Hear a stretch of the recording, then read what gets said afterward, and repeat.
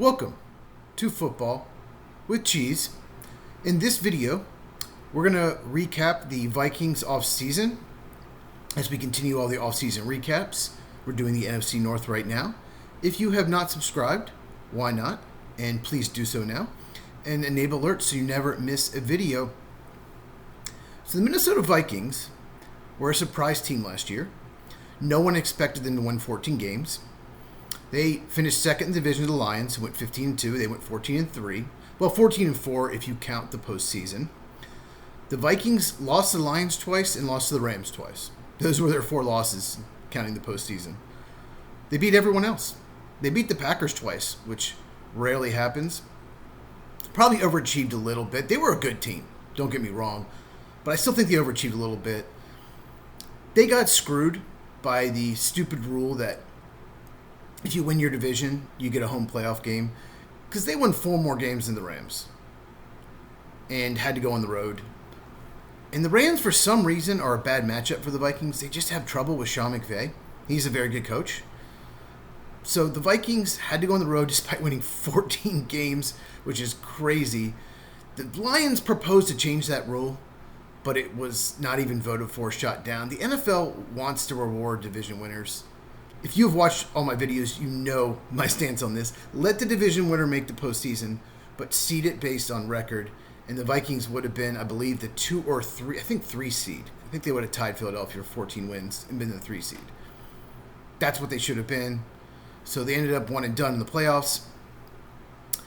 They have the coach of the year, Kevin O'Connell. I just want to mention him.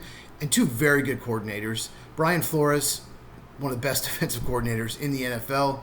And Wes Phillips does not call the plays. He's the offensive coordinator. But he does do the game plans. And some of those Vikings games, his game plans were just outstanding. So even though he doesn't call plays, it might be hard to get a head coaching job if you don't. But they have outstanding coaching staff. And that's one of the reasons they overachieved and won 14 games. In free agency, they lost Sam Darnold to the Seahawks. Now, I get why they didn't re-sign him. Some people were surprised. I was not. Darnold had a very good season. The numbers look amazing. However, he was bad the last week against the Lions, where they lost 31-9, and in the playoffs. And he really struggled with pressure. Whenever he got pressure, it led to mistakes and incompletions. Did not handle it well.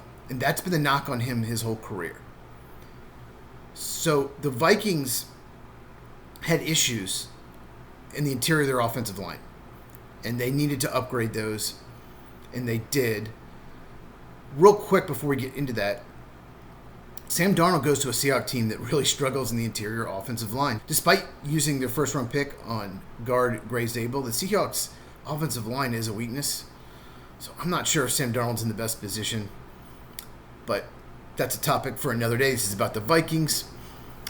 And we'll talk about his replacement in a bit.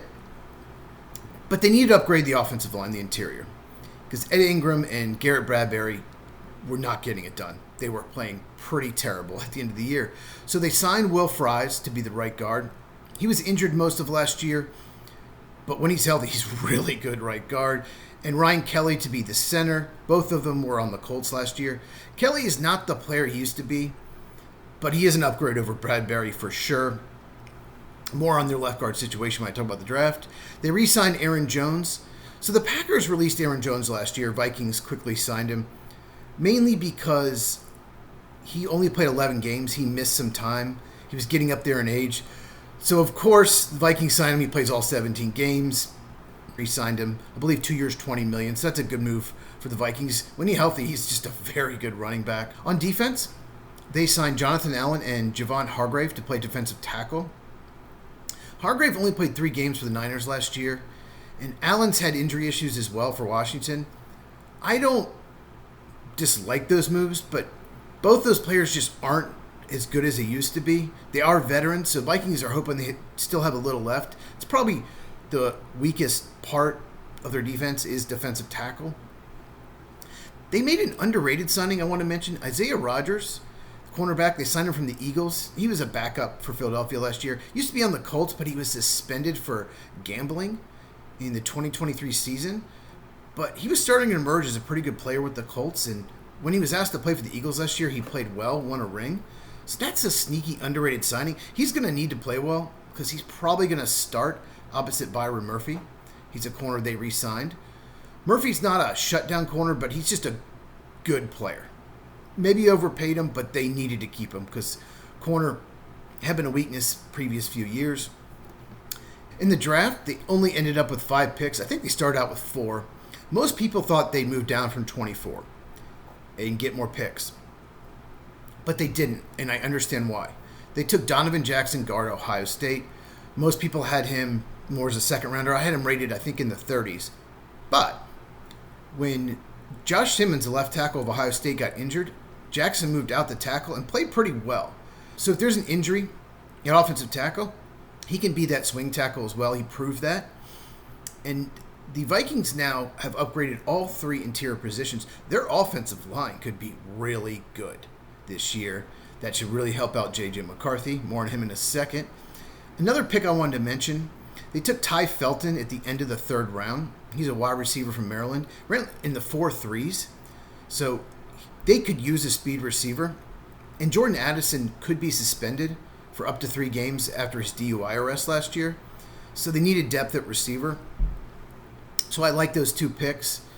But going back to Donovan Jackson, why they didn't trade back, he was not going to be there if they did. I think he was going to go the next pick to the Texans at 25. And at 28, I think the Lions would have taken him as well. So I'm sure they had opportunities to move back, but they just really like the player, and he's a plug-and-play starter at left guard. Undrafted free agent. So because they only had 5 picks, the Vikings had one of the best groups of undrafted free agents because there's roster spots available. One I want to mention is Logan Brown. He's an offensive tackle from Kansas. He only played 1 year. His technique could use some work, but he's so athletic. He's got 34-inch arms. He's got length. I am shocked that he was not drafted. I thought he'd go in the 4th round. I thought he had day 2 talent, but would go 4th, maybe 5th round because he is raw. But some reason he wasn't drafted. There has to be some kind of medical issue. Maybe some teams took him off the board. But I think he can develop into a starting tackle down the line, maybe even at guard. This could be an absolute steal for Minnesota. He may have been the best player available on a lot of draft analyst boards when the draft ended. Important players. Let's bring up J.J. McCarthy now. He was the 10th overall pick in the 2024 draft, quarterback from Michigan. And he tore his meniscus in the preseason and missed the entire year. Turned out it didn't really hurt the Vikings because Sam Darnold was going to play anyway.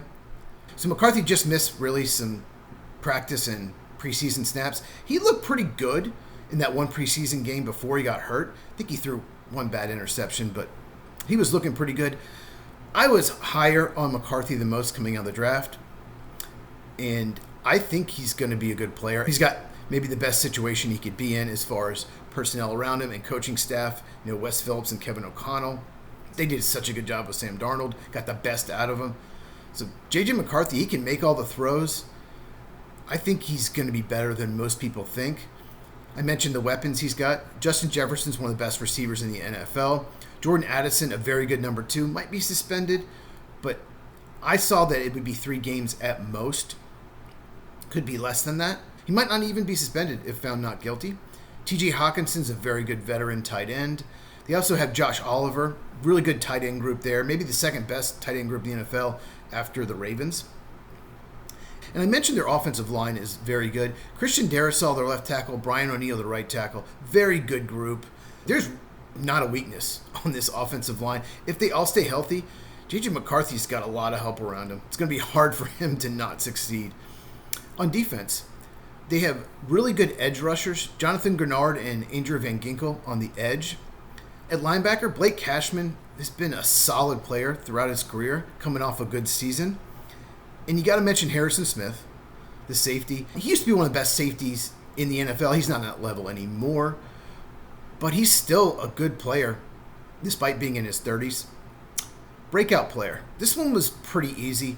Dallas Turner was a first-round pick in the 2024 draft. They had 2 first-rounders because they moved back up. It's one of the reasons why they didn't have many picks this year was they moved up for both McCarthy and Turner. He was probably the most athletic edge rusher in the 2024 draft. Did not have the best rookie year.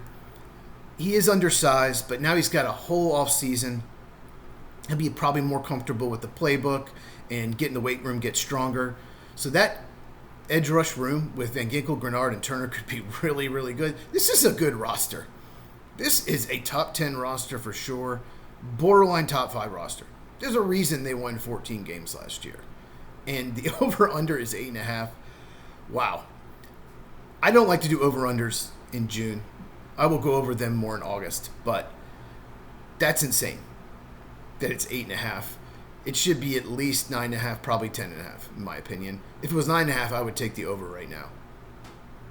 Because they won 14 games. Do I think they're going to win 14 games again? No, I do not. The schedule's brutal. They play, obviously, 6 games in the NFC North. They play the AFC North as well. And they play a second-place schedule. So it's going to be tough.